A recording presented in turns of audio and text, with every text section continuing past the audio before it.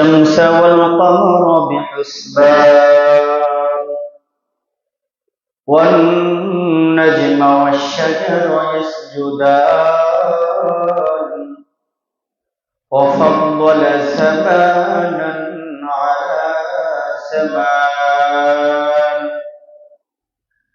كما فضل مكانا على مكان وإنسانا على إنسان ونشهد أن لا إله إلا الله وحده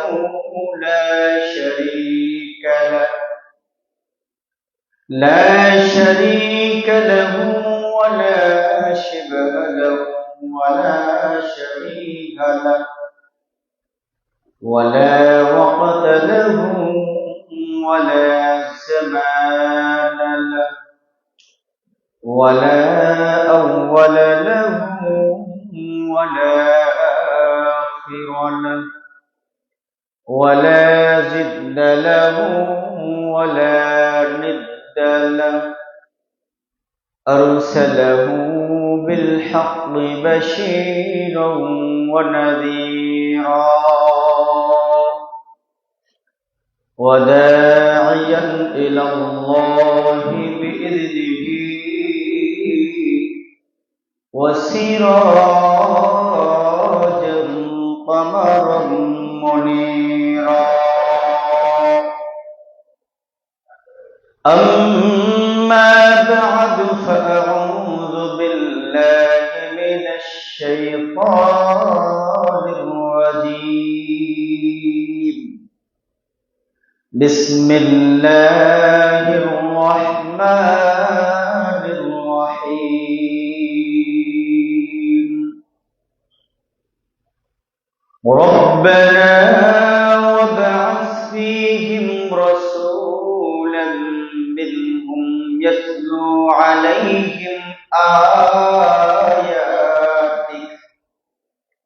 ويعلمهم الكتاب والحكمة ويزكيهم إنك أنت العزيز الحكيم وقال الله تبارك وتعالى في موضع آخر يا أيها الذين آمنوا اذكروا الله ذكرا كثيرا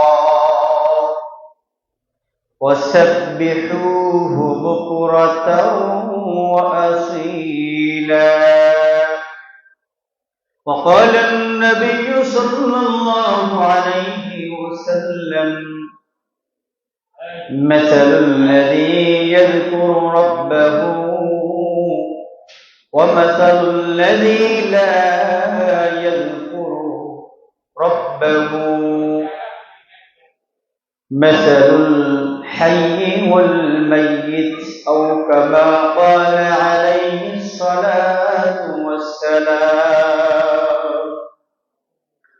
وقال الله تبارك وتعالى في شأن حبيبه تعليما وتعظيما إن الله وملائكته يصلون على النبي يا أيها الذين آمنوا صلوا عليه وسلموا تسليما আমরা সকলে মুহাব্বতের সাথে দুরূদ ইব্রাহিম পাঠ করি আল্লাহুম্মা সাল্লি আলা মুহাম্মাদ ওয়া আলা আলি মুহাম্মাদ কামা সাল্লাইতা আলা ইব্রাহিম ওয়া আলা আলি ইব্রাহিম ইন্নাকা হামিদুম মাজিদ اللهم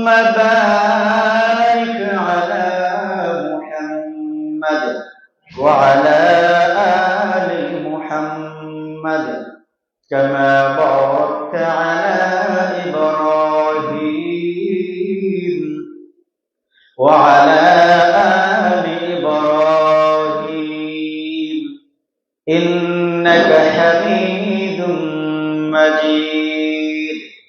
صدق الله مولانا العظيم وصدق رسوله النبي الكريم ونحن على ذلك من الشاهدين والشاكرين والحمد لله رب العالمين.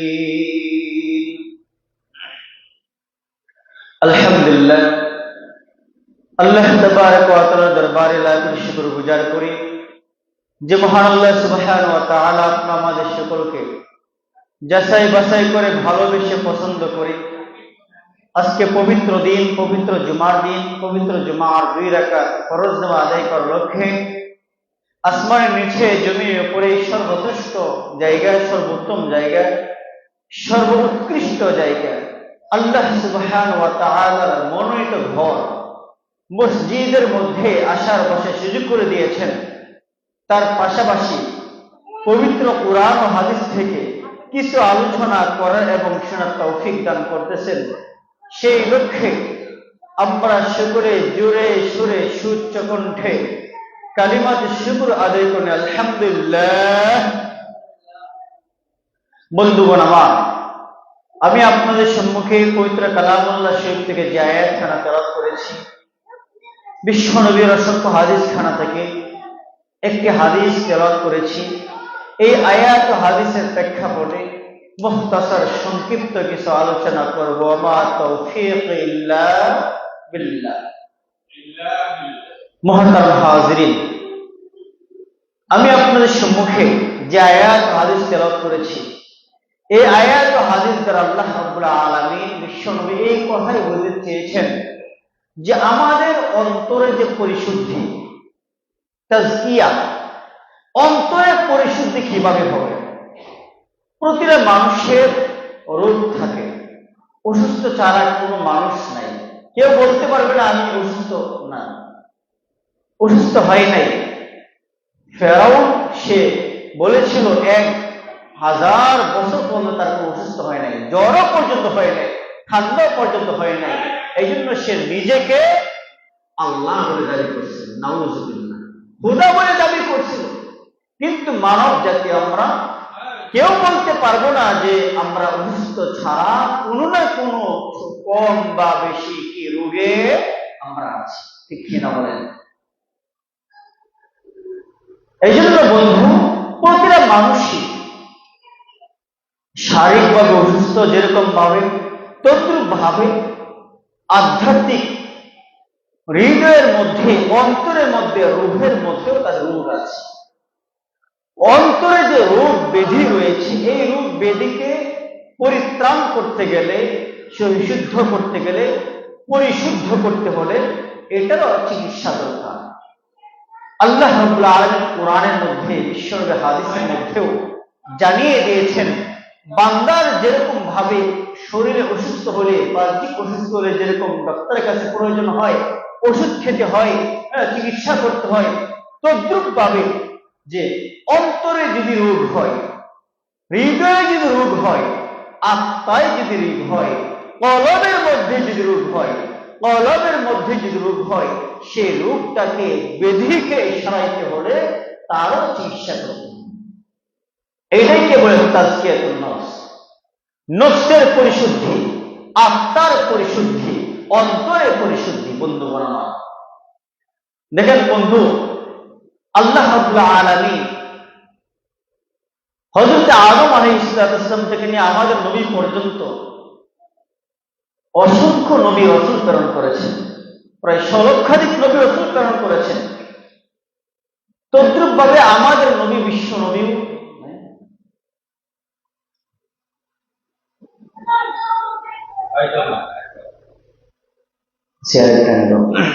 আমাদের নবী বিশ্ব নবীকেও আল্লাহ রাব্বুল আলামিন নবী এবং রাসূল হিসেবে প্রেরণ করেছেন। বলেন আলহামদুলিল্লাহ। আমাদের নবীকে এমন সময়ে পৃথিবীর মধ্যে প্রেরণ করেছেন যে সময়টা ছিল জাহিলিয়াতের যুগ, বর্বরতার যুগ। যে যুগটা এমন ছিল বন্ধু বাবা, এমন ছিল যে সময়ে আল্লাহকে কেউ মানত না, নবীকে কেউ চিনত না, আল্লাহকে চিনত না, কোরআনকে চিনত না, হাদিসকে চিনত না, দিন কি জিনিস চিনত না, ধর্ম কি জিনিস চিনত না, আল্লাহ কি জিনিস চিনত না, আখিরাত কি জিনিস চিনত না, পরকাল কি জিনিস চিনত না, আমল কি তারা চিনত না। এমন একটা বর্বরতা যুগ ছিল, জাহিলিয়াতের যুগ ছিল, যে যুগের মধ্যে এমন অবস্থা ছিল যে তার নিজের সন্তানকে জীবন্ত কবর দিতেও দ্বিধাবোধ করত না। এখন বুঝলেন কেমন জাহিলিয়াতের যুগ ছিল। ওই জাহিলিয়াতের যুগের মধ্যে আল্লাহ রাব্বুল আলামিন আমার নবী বিশ্ব নবীকে প্রেরণ করেছেন মানুষকে যেন দাওয়াত দিয়ে হকের পথে আনতে পারে, সিরাতুল মুস্তাকিমের পথে আনতে পারে, কোরআনের পথে আনতে পারে, আল্লাহর পথে আনতে পারে, দ্বীনের পথে আনতে পারে, জান্নাতের পথে আনতে পারে, পরকালের কথা স্মরণ করে দিয়ে ভয় ভীতি ঢুকাইতে পারে এবং আল্লাহর মহব্বত ঢুকাইতে পারে, নবীর আদর্শ ঢুকাইতে পারে, যার কারণে তারা সিরাতুল মুস্তাকিমে চলতে সহজ হয়ে যায়। আমার নবী বিশ্ব নবীকে আল্লাহ রাব্বুল আলামিন ওই সময় প্রেরণ করেছে। বন্ধুগণ আমার নবী বিশ্ব নবী, আল্লাহ রাব্বুল আলামিন নবীকে কিছু দায়িত্ব দিয়েছেন। যেমন আল্লাহ তাআলা যতগুলা দায়িত্ব দিয়েছেন তার মধ্যে 4টি দায়িত্ব গুরুত্বপূর্ণ কোরআনের মধ্যে উল্লেখ করে দিয়েছেন। বলেন সুবহানাল্লাহ। পবিত্র কোরআনের মধ্যে আল্লাহ রাব্বুল আলামিন বিশেষ করে 4টি দায়িত্ব নবী এটিকে কোরআনে উল্লেখ করে দিয়েছেন। হযরত ইব্রাহিম আলাইহিস সালাম খেয়াল করেন, হযরত ইব্রাহিম আলাইহিস সালামের 2000 বছর পরে আমাদের নবী আগমন করেছেন। সুবহানাল্লাহ। কয় হাজার বছর? ইব্রাহিম আলাইহিস সালামের 2000 বছর পরে আমাদের নবী আসছে। আমাদের নবীর 2000 বছর আগে ইব্রাহিম আলাইহিস সালাম আসছেন। এগনের যুগ যদি ধরেন 3500 থেকে 4000 বছর আগের কথা, নাকি বলেন? 3500 থেকে 4000 বছর আগের কথা। ইব্রাহিম আলাইহিস সালামের 2000 বছর পরে আমাদের নবীকে আল্লাহ দুনিয়াতে প্রেরণ করেছেন। সুবহানাল্লাহ। এবং এখন থেকে প্রায় ইব্রাহিম আলাইহিস সালাম যুগ 3500 বছর আগের কথা। 3500 বছর বা 4000 বছর আগে ইব্রাহিম আলাইহিস সালাম উনার শিশু সন্তান ইসমাঈল আলাইহিস সালাম এবং বিবিকে রেখে মক্কা নগরীতে রেখে উনি আল্লাহর কথায় সিরিয়ায় চলে গেলেন।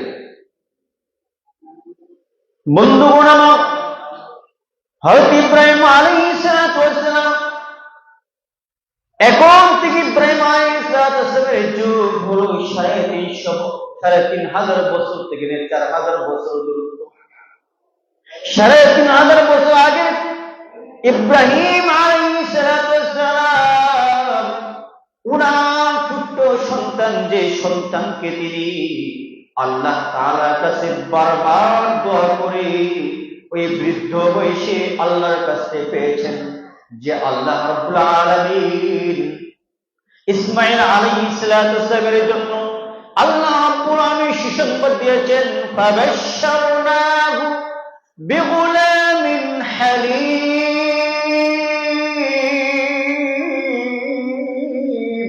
আল্লাহু আকবার। ও নবী ইব্রাহিম, আপনাকে আমি হালিম নামক সন্তানের বিশ্বস্ত ধৈর্যশীল সহনশীল সন্তানের সুসংবাদ দিলাম। সুবহানাল্লাহ। ওই 3500 বছর আগে ইব্রাহিম আলাইহিস সালাম ওনার সন্তান ওই শিশু ইসমাঈল এবং ওনার স্ত্রীকে বাইতুল্লাহ মক্কা নগরীর মধ্যে রেখে আল্লাহর আদেশ ক্রমে সিরিয়ায় চলে যায়। ওই সময় জায়গাটা ছিল মরুপ্রান্ত, কোন মানুষ এখানে ছিল না, মানুষের কোনো আবাসও ছিল না, আবাদি না, জায়গাটা অনাবাদি জায়গা, নির্জন একটি জায়গার মধ্যে আমার মাওলার আদেশ ক্রমে ইব্রাহিম আলাইহিস সালাম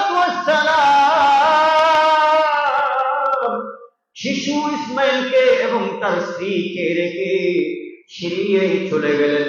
চলে যাওয়ার সময় হযরত ইব্রাহিম আল্লাহর কাছে দোয়া করেন, যে দোয়াটা আল্লাহ তাআলা কবুল করে নিয়েছেন, বলেন আল্লাহু আকবার।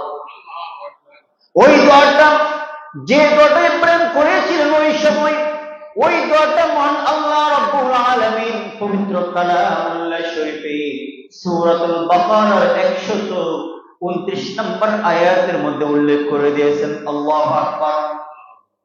রব্বানা হাব লানা ওয়াব'আস ফীহিম রাসূলাম মিনহুম ইয়াতলু আলাইহিম আয়াতিক ويعلمهم الكتاب والحكمة ويزكيهم إنك أنت العزيز الحكيم। এই দোয়াটা ইব্রাহিম করেছিল। ইব্রাহিম আল্লাহকে দোয়া করলেন, হে মালিক,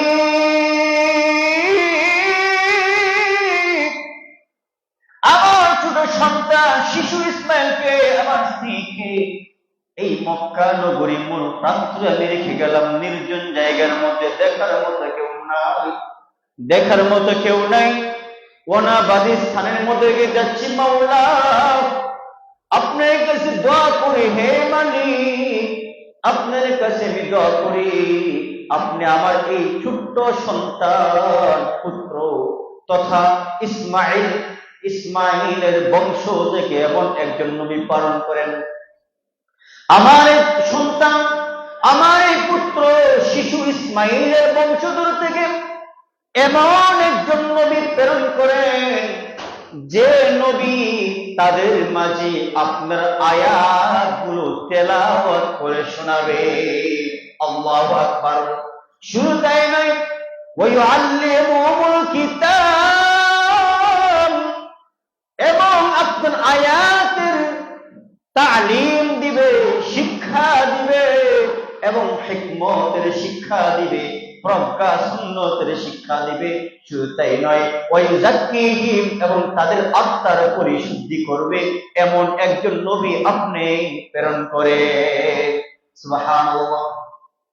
ইব্রাহিম আলাইহিস সালাম দোয়া করে, হে মালিক, আপনি আমার এই সন্তান শিশু ইসমাইলের বংশধর থেকে এমন একজন নবী প্রেরণ করেন, যে নবী তাদের মাঝে আপনার আয়াত তেলাওয়াত করে শোনাবে, আপনার কিতাবের তালিম দিবে, শিক্ষা দিবে, আপনার হিকমত, প্রজ্ঞা, সুন্নাত, ফিকহ তালিম দিবে, এবং তাদেরকে তাজকিয়া করবে, মানে আত্মার পরিশুদ্ধি করবে, এমন একজন নবী প্রেরণ করেন।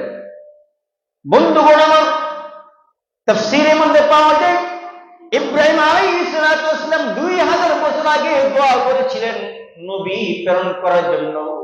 ওই দোয়ার বরকতে 2000 বছর পরে আল্লাহ রাব্বুল আলামিন আমাদের নবী আকায়ে নান্দার তাজ মদিনা হুজুর আকরাম, সবাই বলি সাল্লাল্লাহু আলাইহি ওয়াসাল্লামকে প্রেরণ করেছে। আল্লাহু আকবার।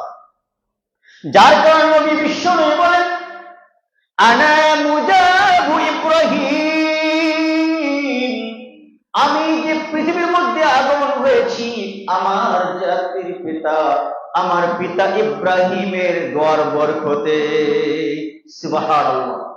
2000 বছর আগে ইব্রাহিম আলাইহিস সালাম দোয়া করেছিলেন, এমন নবী একজন প্রেরণ করে আমার বংশধর থেকে, এই ইসমাইলের বংশধর থেকে। 2000 বছর পরে ইব্রাহিমের দোয়ার বরকতে বিশ্ব নবী আগমন করেছেন, যার নবী বলেছেন, আনা মুজাবু ইব্রাহিম, আমি ইব্রাহিমের দোয়ার বরকতে এসেছি। সুবহানাল্লাহ। যার কারণে ইসমাইল আলাইহিস সালামের বংশধর থেকে একমাত্র আমাদের নবী বিশ্ব নবীকেই আল্লাহ তাআলা দুনিয়াতে প্রেরণ করেছেন। সুবহানাল্লাহ। ইসমাইলের বংশ থেকে আর কোন নবী প্রেরণ করেন নাই আল্লাহ তাআলা। ইসমাইলের বংশ থেকে শুধুমাত্র আল্লাহ রাব্বুল আলামিন আমাদের নবী শেষ নবীকে প্রেরণ করেছেন। অন্য কোন নবী ইসমাইলের বংশ থেকে আল্লাহ প্রেরণ করেন নাই। বরং ইব্রাহিমের অন্য ছেলেরা, ইয়াকুব বলেন, তাদের শত শত লক্ষ লক্ষ তাদের অসংখ্য নবী রাসূল প্রেরণ করেছে আল্লাহ তাআলা, অসংখ্য নবী রাসূল প্রেরণ করেছেন। কিন্তু ইব্রাহিম আলাইহিস সালামের দোয়া আল্লাহ তাআলা কবুল করে নিয়েছেন, যার বদৌলতে ইসমাইলের বংশ থেকেই শুধু আমাদের নবীকে একমাত্র নবী হিসেবে প্রেরণ করেছেন। সুবহানাল্লাহ। যার কারণে নবী বলেছেন, আনা মুজাবু ইব্রাহিম, আমি হলাম ইব্রাহিমের দোয়ার বরকতে এই পৃথিবীতে আসে। সুবহানাল্লাহ। তো এইখানে আল্লাহ তাআলা বিশেষ যে 4টি গুরুত্বপূর্ণ নবীকে দায়িত্ব দিয়েছেন, 1 নম্বর হলো ইয়াতলু আলাইকুম আয়াতি, আল্লাহর আয়াতের তেলাওয়াত। 2 নম্বর আল্লাহর কিতাবের তালিম, শিক্ষাদান। 3 নম্বর আল্লাহর হিকমতের শিক্ষাদান। 4র্থ নম্বর যেটাকে ওয়ায়ুযাক্কিহিম, তাজকিয়া করা। তাজকিয়াতুন নফস যেটাকে বলা হয়, আত্মশুদ্ধি, আত্মপরিশুদ্ধ করা। আত্মার যে রোগ আছে, ব্যাধি আছে, সেটাকে শুদ্ধ করা। বন্ধুগণ আমার, খেয়াল করবেন, ছোট বাবারা কেউ কথা বলবো না, তোমরা শোনো। যে 4 নম্বর হলো দায়িত্ব হলো আত্মার পরিশুদ্ধ করানো। আমাদের প্রতিটা মানুষের আত্মার মধ্যে রোগ আছে, আত্মার মধ্যে রোগ আছে, রুহের মধ্যে রোগ আছে। অন্তর যেটাকে বলে, অন্তর, দিল, এই দিলের মধ্যে রোগ আছে। এই দিলের রোগটা আমাদের কিভাবে সংশোধন করব জানার দরকার আছে কিনা বলেন? জানার দরকার আছে কিনা বলেন? বন্ধুগণ আমার, যে আত্মার মধ্যে যে রোগটা, এই রোগটা যারা পরিশুদ্ধি করতে চায় তাদের জন্য কিছু আমাদের নিয়ম মানতে হবে।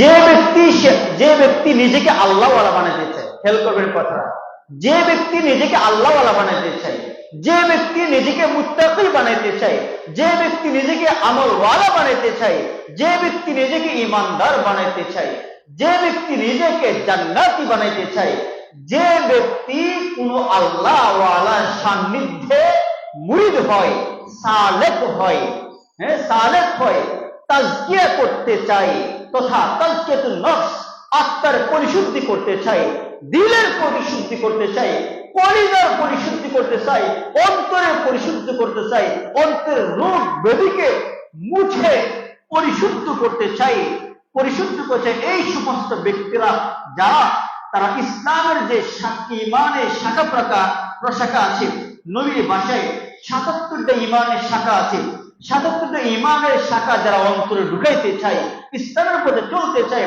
দ্বীনের পথে চলতে চায়, কোরআন মতে চলতে চায়, নবীর আদর্শ পথে জীবন গঠন করতে চায়, তাদের জন্য 6টি আমলের আভ্যস্ত হওয়া দরকার।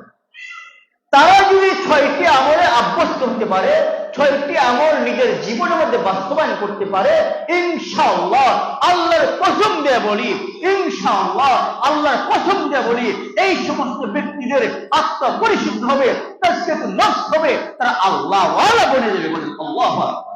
তারা আল্লাহওয়ালা বনে যাবে, তারা মুত্তাকি হয়ে যাবে, জান্নাতি হয়ে যাবে, তারাই আল্লাহওয়ালা বনে যাবে। বন্ধুগণ আমার, এই 6টার মধ্যে 1 নম্বর হলো, যারা বাবার আমরা কথা না বলি, আমরা যারা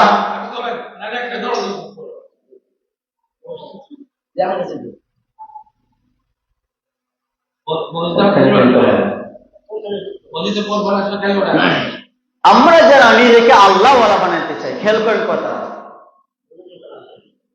আমরা যারা নিজেকে আল্লাহওয়ালা বানাতে চাই, তাহলে আল্লাহওয়ালা বানাইতে হলে কয়েকটা কাজে আভ্যস্ত করতে হবে?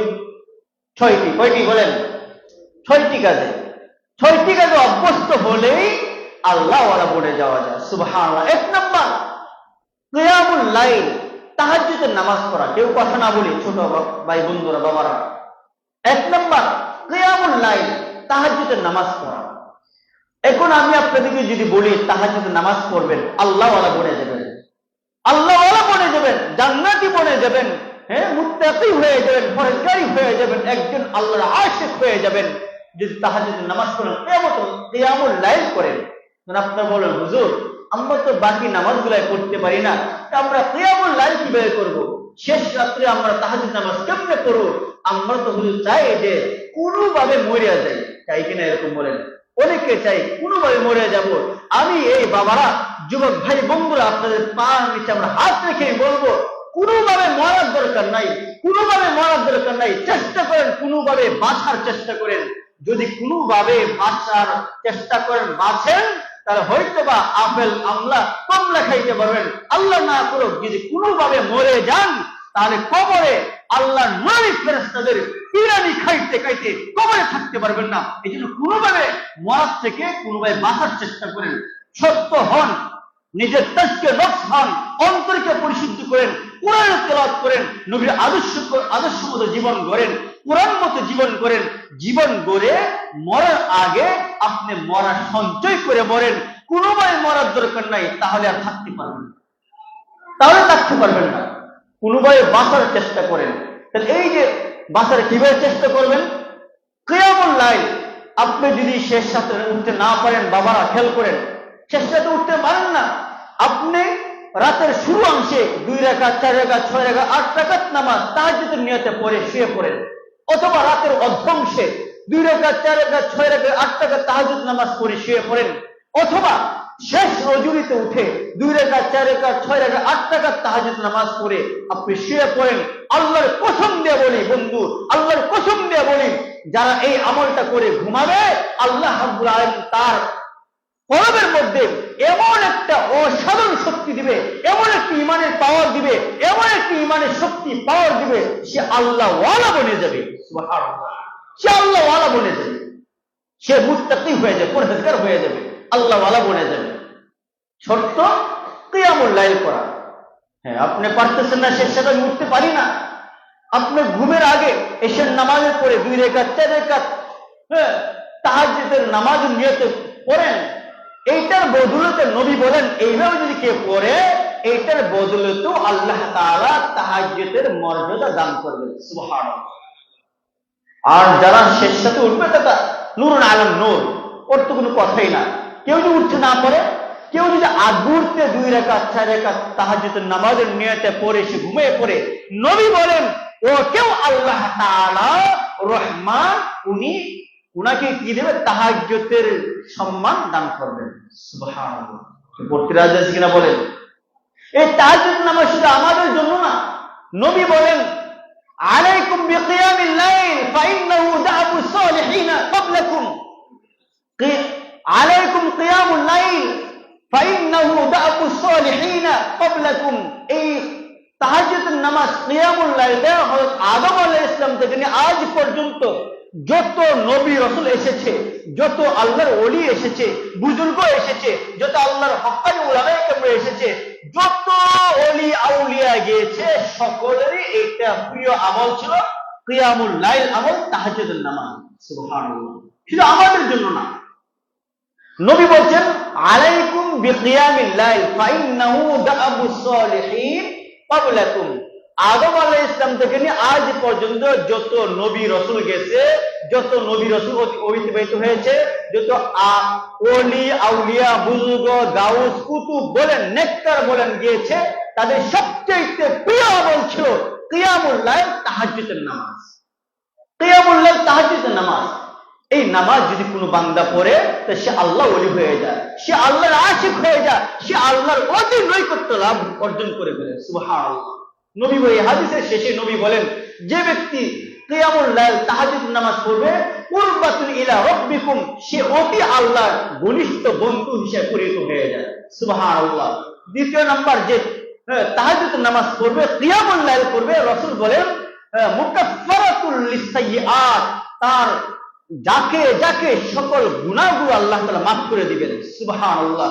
3 নাম্বার, যারা তাহাজ্জুদের নামাজ আদায় করবে, কিয়ামুল লাইল আদায় করবে, আল্লাহ নবী বলেন মিনহাতু লিল ইসমি, তাকে আল্লাহ তাআলা গুনাহ থেকে বাঁচিয়ে রাখবেন। সুবহানাল্লাহ। তার দ্বারা কোনো গুনাহ হবে না, তার দ্বারা কোনো গুনাহ হবে না।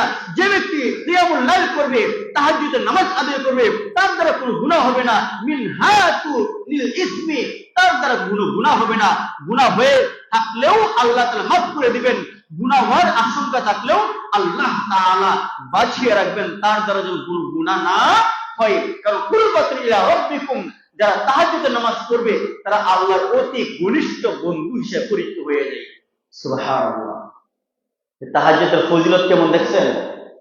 এটা যদি আমরা করতে পারি, আমাদের অন্তরের যে রোগ ব্যাধি আছে সেটা দূর হয়ে যাবে। সুবহানাল্লাহ, দূর হয়ে যাবে। বন্ধুগণ আমার, 2 নাম্বার, 1 নাম্বার তাহলে কিয়ামুল লাইল করা, তাহাজ্জুদের নামাজ আদায় করা, আল্লাহ ওয়ালা হওয়া। 2 নাম্বার, যে তারতিলুল কুরআন, কোরআনের পরিশুদ্ধ তিলাওয়াত। শুধু কোরআনের তেলাওয়াত করলে হবে না, কোরআনের তেলাওয়াত টান বাড়ি ও শুদ্ধভাবে পড়তেছে এরকম না, পরিশুদ্ধ তিলাওয়াত। তারতিলুল কোরআন, ওয়ারাত্তিলুল কোরআন তারতিলা। আল্লাহ কাল কিয়ামতের মাঠে হাফেজ কোরআনদেরকে বলবো, হাফেজ কোরআন ইকরা, পড়ো পড়ো, ওয়ারতাকি হুরুকো ওয়ারতিল কামা কুনতা তুরাতিলু ফিদ দুনিয়া।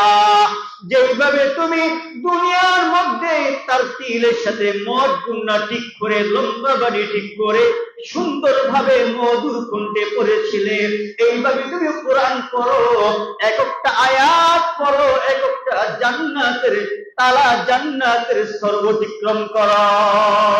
আল্লাহু আকবার। হাফেজ কোরআন, কোরআনের এক একটা আয়াত তেলাওয়াত করবে, এক একটা জান্নাতের স্তরে উঠতে থাকবে। আম্মা জান আয়েশা সিদ্দিকা রাদিয়াল্লাহু তাআলা আনহার মত অনুযায়ী, উনার রিওয়ায়াত অনুযায়ী কোরআনের মধ্যে 6666 আয়াত আছে। কোন হাফেজ যখন কোরআনের 6666 আয়াত তিলাওয়াত করবে, তার জান্নাতের মধ্যে স্তর হবে 6666 নম্বর স্তর। আল্লাহু আকবার। ও বন্ধুগণ, এই জন্য 2 নম্বর হলো তারতিলুল কোরআন, কোরআনকে পরিশুদ্ধ করে পড়া। যদি কোনো আল্লাহর বান্দা বান্দি পবিত্র কোরআনকে পরিশুদ্ধ করে পড়তে পারে, তাহলে তার ঈমান বেড়ে যায়। সুবহানাল্লাহ। আমলের প্রতি অগ্রসর হই, আমলের প্রতি গুরুত্ব বেড়ে যায়, গুনাহ থেকে বাঁচতে পারে, গুনাহ থেকে মন আল্লাহ রাব্বুল আলামিন তাকে বাঁচিয়ে রাখে। সুবহানাল্লাহ। কিসের মধ্যে বলেন? তিলাওয়াতুল কোরআন। কোরআন পড়বেন, অন্তরে দুর্গন্ধ চলে যাবে। কোরআন পড়বেন, দুর্গন্ধ চলে গিয়ে, নাপাকি চলে গিয়ে, গুনাহগুলো চলে গিয়ে আল্লাহর নূর, আল্লাহর জ্যোতি অন্তরের মধ্যে প্রবেশ করবে। সুবহানাল্লাহ। এটা কোরআনের ফজিলত, কোরআনের ফজিলত।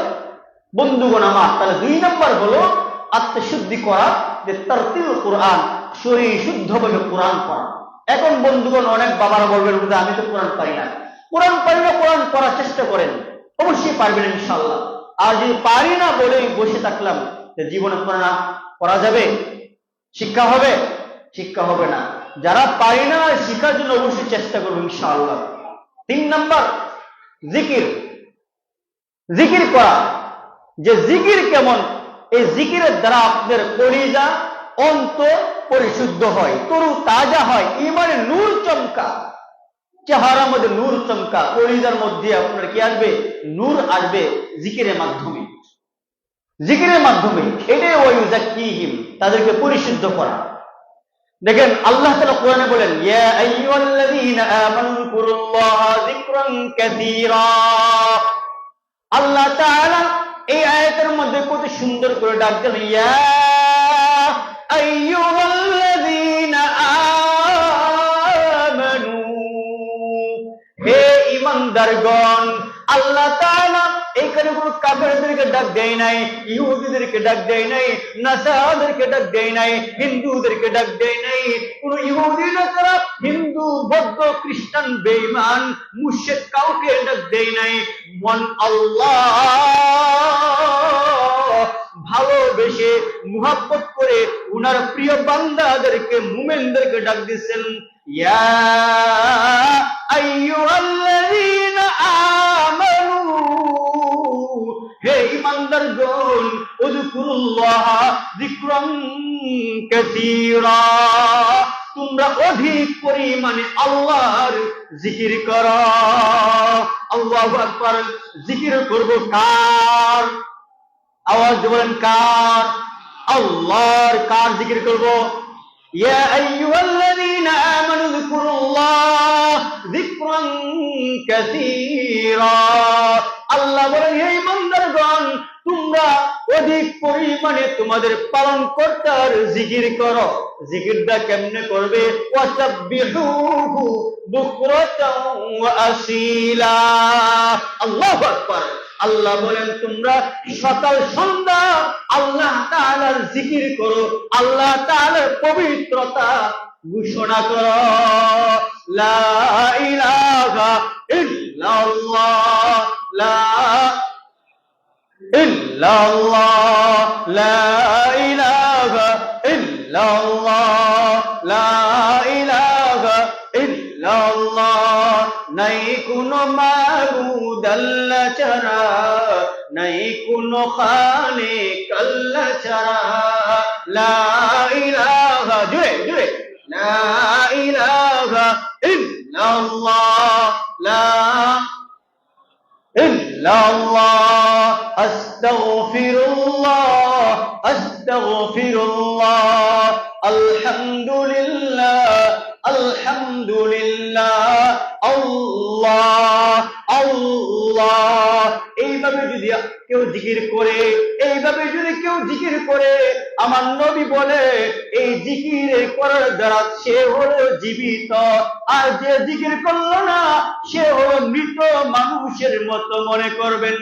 নবী বলেন মিসলুল্লাযী ইয়াযকুরু রাব্বাহু মিসলুল হাইয়্যি, যে জিকির করে, যে আল্লাহর বান্দা বান্দী জিকির করে, সে তার উদাহরণ হলো সে হলো জীবিত।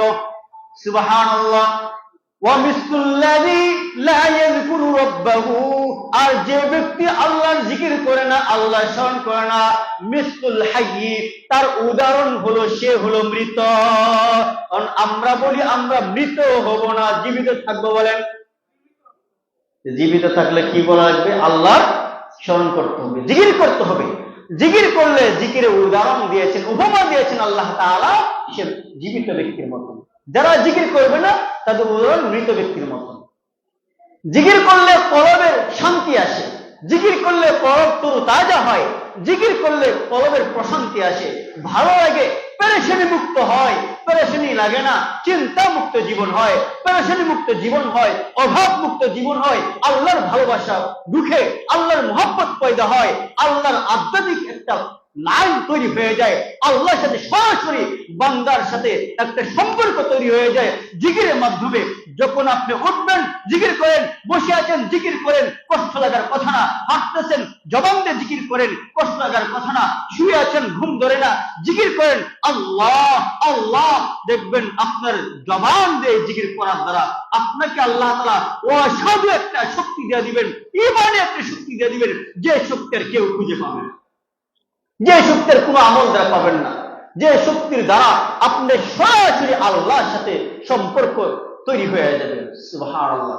আমরা কি আল্লাহর সাথে সম্পর্ক চাই কিনা বলেন? জিকির করবো তো ইনশাআল্লাহ। ও বন্ধুগণ, আমরা যে খুতবার মধ্যে বলি শেষের দিয়া ফাযকুরুনি আযকুরুকুম ওয়াশকুরুলি ওয়া লা তাকফুরুন, এই আয়াতটা কিন্তু আমরা সবাই মুখস্থ পারি, ঠিক কিনা বলেন? যখন খতিব সাহেবরা মিম্বরে দাঁড়াইয়া শেষ খুতবা, দ্বিতীয় খুতবার শেষ বলা এইটা বলে, যখন ফাযকুরুনি বলার সাথে সাথে মুসল্লিরা কিন্তু দাঁড়াইয়া যায়, ঠিক কিনা বলেন? দাঁড়া কিনা?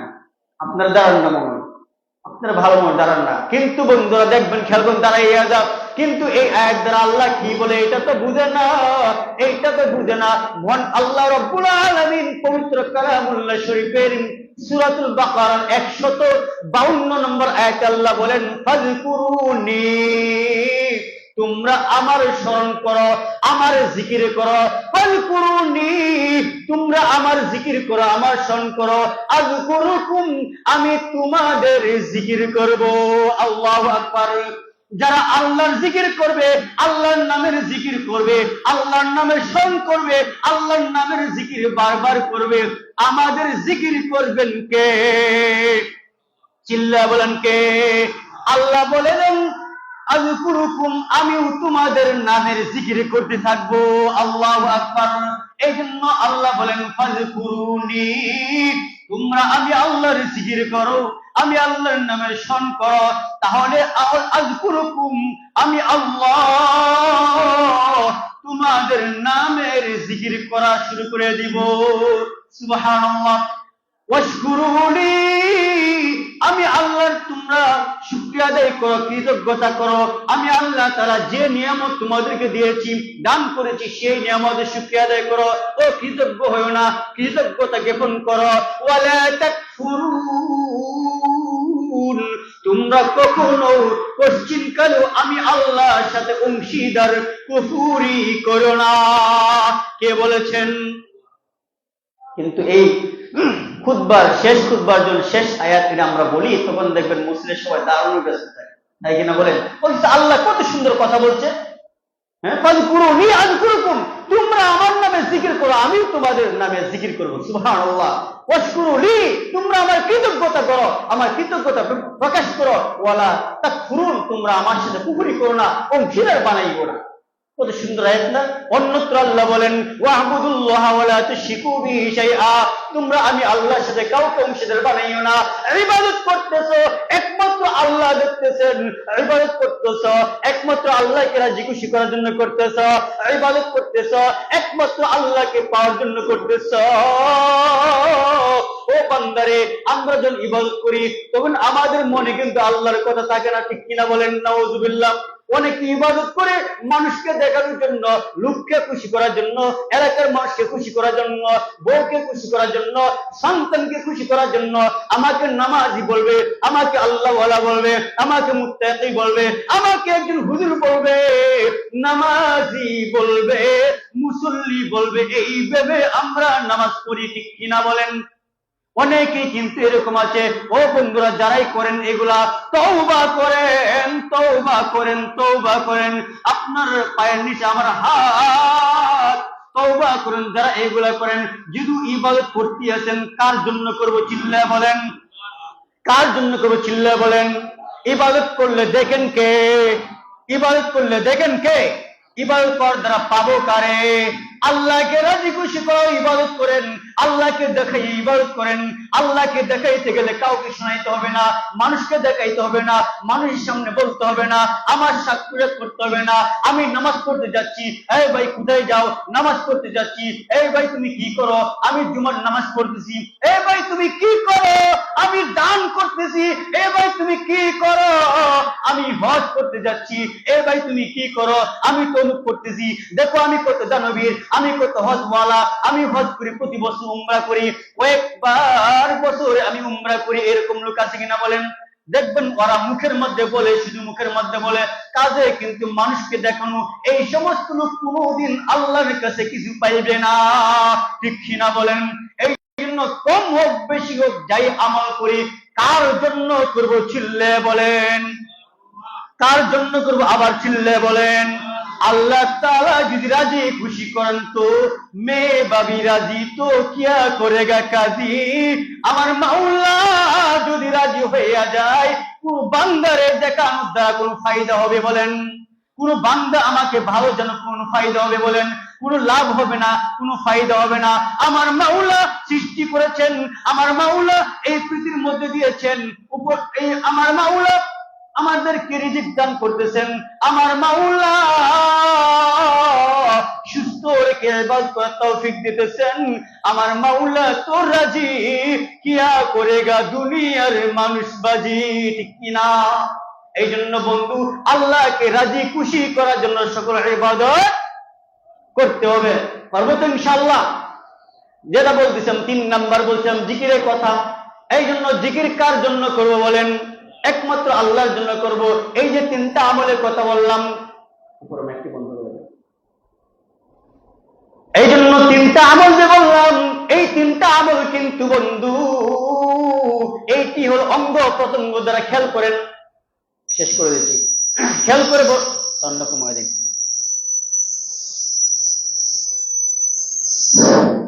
3টা আমল যে বললাম, এই আমলটি কিন্তু অঙ্গ প্রত্যঙ্গ দ্বারা হয়ে থাকে। খেয়াল করবেন, আমরা কিয়ামুল লাইল, এটা কিন্তু আমাদের পুরা বডি দ্বারা নামাজ পড়তে, ঠিক কিনা বলেন?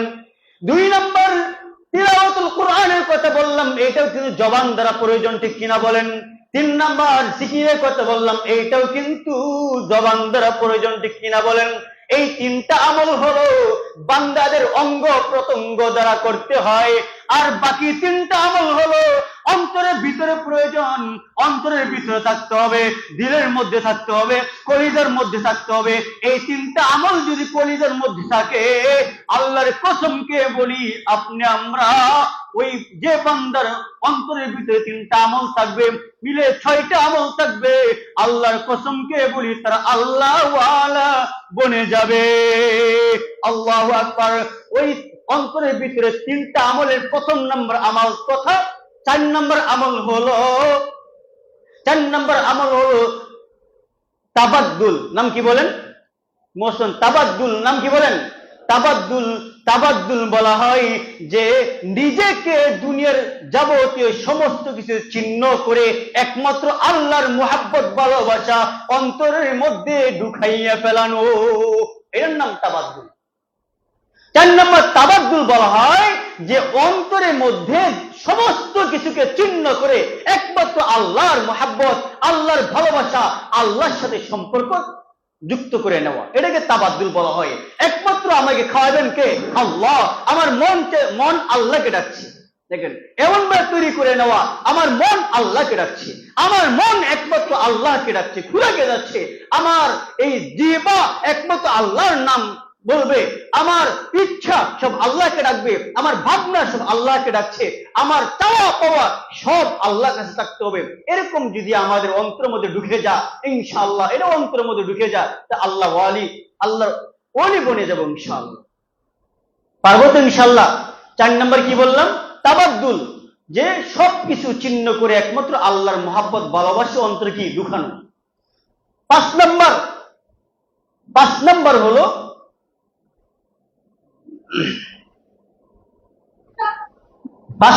দেখেন শুকরিয়া আদায় করা। শুকরিয়া কেমনে করবো আমরা? শুকরিয়া আল্লাহ তাআলা না, তাওয়াক্কুল, সরি, তাওয়াক্কুল। 5 নম্বর তাওয়াক্কুল। তাওয়াক্কুল কার উপর করবো আমরা বলেন? আল্লাহর উপরে। তাওয়াক্কুল একমাত্র আল্লাহর উপর করবো। রব্বুল মাশরিক ওয়াল মাগরিবি লা ইলাহা ইল্লা হু ফাত্তাখিযহু ওয়াকিলা। আল্লাহ বলেন সব কিছুর ভরসা একমাত্র কার হতে হবে? সবকিছু ভরসা কার হতে হবে? আমি কয়েক জুমা আগেই প্রকৃত মুমিনের 5টি গুণ উল্লেখ করেছিলাম সূরা আনফালের 2 নম্বর, 3 নম্বর, 4 নম্বর আয়াতের মধ্যে। এইখানে আল্লাহ তাআলা 5টি গুণের 3 নম্বর গুণ ছিল ওমিম্মা ওয়া আলা রাব্বিহিম ইয়াতাওয়াক্কালুন। একমাত্র প্রকৃত মুমিন হতে হলে আল্লাহর উপর ভরসা থাকতে হবে। এইখানেও একমাত্র আমাদের অন্তরে বারবার থাকতে হবে আল্লাহর উপর ভরসা। তাহলে কি হয়ে যাবে? আল্লাহর ওলি বনা যাবে। 6 নম্বর যে আমরা সবুর করা। আলহামদুলিল্লাহ, সবুর করা। 6 নম্বর কি বলেন?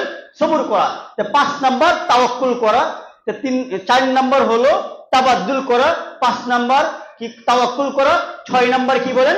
সবুর করা। সবকিছু সুখে দুঃখে সর্বাবস্থায় সবুর করব কার? আল্লাহ। তাহলে এখন সংক্ষিপ্ত ভাবে আমরা বলি, কোন ব্যক্তি যদি আল্লাহওয়ালা হতে চায়, কোন ব্যক্তি যদি মুত্তাকি হতে চায়, কোন ব্যক্তি যদি জান্নাতি হতে চায়, কোন ব্যক্তি যদি একজন আল্লাহওয়ালার সান্নিধ্যে মুরিদ হয়, সালেক হয় এবং তাসকিয়াতুন নফস তথা নফসের আত্মশুদ্ধি করতে চায়, ঈমানের সকল শাখা প্রশাখা তার ভিতরে আনতে চায়, দ্বীন ইসলাম পুরোটা তার ভিতরে আনতে চায়, তার ভিতরে 6টা গুণ যদি আভ্যস্ত থাকে, 6টা আমলের যদি আভ্যস্ত থাকে, আল্লাহর কসম দিয়ে বলি সে আল্লাহর ওলি বনে যাবে। সুবহানাল্লাহ। 1 নম্বর কিয়ামুল লাইল, তাহাজ্জুদ নামাজ পড়া। 2 নম্বর তারতিল কোরআন, কোরআনের তিলাওয়াত করা। 3 নম্বর জিকির করা। 4 নম্বর তাবাদ্দুল, যে পৃথিবীর সমস্ত কিছু থেকে নিজেকে চিহ্ন করে একমাত্র অন্তরের মধ্যে আল্লাহর মহাব্বত ভালোবাসা সম্পর্ক যুক্ত করা। 5 নম্বর যে তাওয়াক্কুল করা, সব কিছুর ভরসা একমাত্র আল্লাহর উপর করা। 6 নম্বর সবর করা, সুখে দুঃখে সর্ব অবস্থায় ধৈর্য ধারণ কার উপর করব? আল্লাহর উপর করব। এই 6টা গুণ যার ভিতরে থাকবে সে আল্লাহর ওলি বনে যাবে। সুবহানাল্লাহ। করব তো ইনশাআল্লাহ? মনে থাকবো। কিয়ামুল লাইল করে রাত্রে তাহাজ্জুদ নামাজ পড়া 1 নম্বর। 2 নম্বর তিলাওয়াতুল কোরআন, কোরআনে তিলাওয়াত করা। 3 নম্বর জিকির করা। 4 নম্বর তাবাদ্দুল করা। তাবাদ্দুল বলতে যে দুনিয়ার সবকিছুকে চিহ্ন করে একমাত্র আল্লাহর মুহাব্বত ভালোবাসা অন্তরে যুক্ত করা। 5 নম্বর তাওয়াক্কুল তাওয়াক্কুল করা সবকিছু আল্লাহর উপরে। 6 নাম্বার যে সবর করা, সুখে দুঃখে সর্বাবস্থায় আল্লাহর উপর সবর করা, ধৈর্য ধারণ করা। ইন্নাল্লাহা মা'আস সাবির, আল্লাহ বলে দিয়েছেন যে ব্যক্তি আমার উপর ধৈর্য ধারণ করবে আমি আল্লাহ তাআলা তার সাথেই রয়েছি। সুবহানাল্লাহ। আল্লাহ তাআলা যে কথাগুলো বললাম আল্লাহ তাআলা আমাকে সহ সকলকে মানার বুঝার আমল করার তৌফিক দান করুন। আমিন। ওয়া আখিরি দাওয়ানা আলহামদুলিল্লাহ।